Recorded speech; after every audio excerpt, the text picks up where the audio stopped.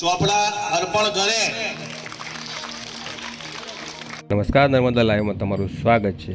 રાજપીપળા મુસ્લિમ સમાજના બાળકો અને વિદ્યાર્થીઓમાં શિક્ષણ પ્રત્યેની રુચિ વધે એવા ઉમદા હેતુ સાથે ગઈકાલ રાત્રે વડફળિયા વિસ્તારમાં વિનામૂલ્યે નોટબુકનું વિતરણ કરવામાં આવ્યું હતું। આ વિસ્તારના અગ્રણી એવા ઝાકીરભાઈ મલેક છેલ્લા 3 વર્ષથી પોતાના ઘરે આસપાસના બાળકોને ભણાવવાનું કામ કરી રહ્યા છે।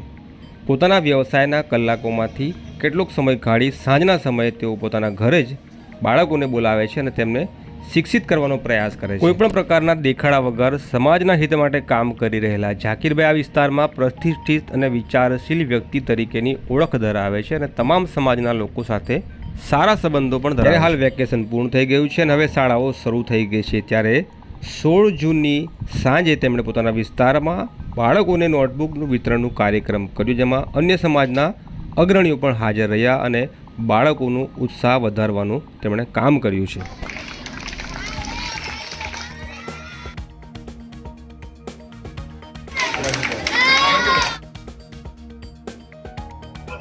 આજે અમારા વડફળિયાની અંદર નાના બાળકોને ચોપડા વિતરણનો પ્રોગ્રામ હતો। એ પ્રોગ્રામ હવે આજે રાખેલો 1 થી 12 સુધીના છોકરાઓને। હું છેલ્લા 3 વર્ષથી આ કામ કરું છું। મારે અલગ અલગ વિસ્તારમાં ફરવાનું થાય છે મારા ફિલ્ડમાં। ત્યાં મેં અમુક જગ્યાઓ પર જોયું છે કે ભણવાની કઈ રીતના સ્થિતિ છે, એમાંથી મને આ પ્રેરણા મળી છે।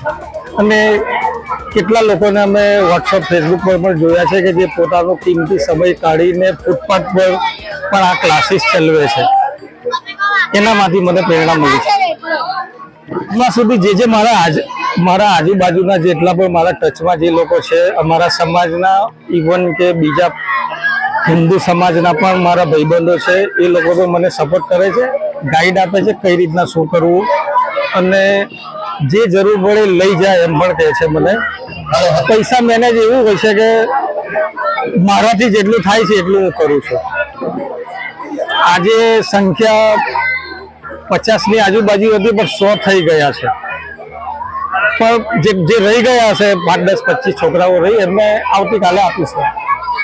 1 રોટલી ઓછી ખાજો, ભણાવજો છોકરાઓને, કારણ કે શિક્ષણ હમણાં મેં 2 દિવસ પહેલા જ વાંચેલું કે શિક્ષણ એક ફૂલ છે, જેણે લીધું એની જિંદગી હાઉસફુલ છે।